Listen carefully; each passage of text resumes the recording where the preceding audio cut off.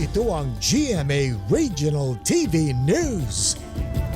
Humingi ng paumanhin ang dating alkalde ng Alapacan o Alakapan na Cagayan na si Harry Florida matapos pumasangkot sa nag-viral na video na umano'y gas and run. Sabi ng dating alkalde, walang katotohanan ang sinasabi online na insidente ng gas and run ang video kung saan makikitang humahabol ang isang lalaki sa sasakyan.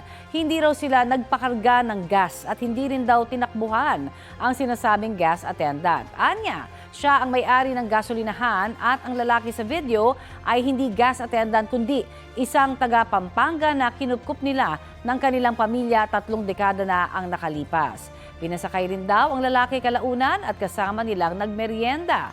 Handa raw ang dating alkalde na harapin ang parusang ipapataw sa kanya.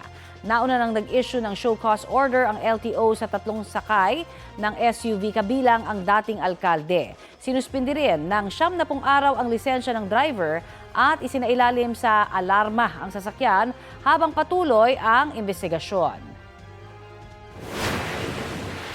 Pasensya na po kung sa mata ng iba ay hindi po nakakatuwa sa inyo. Pero yun po ay sa aming dalawa po yun. No? Sa amin po yun. Wala tayong magagawa kung ganun po ang inyong pananaw. Humihingi po tayo ng paumanhin.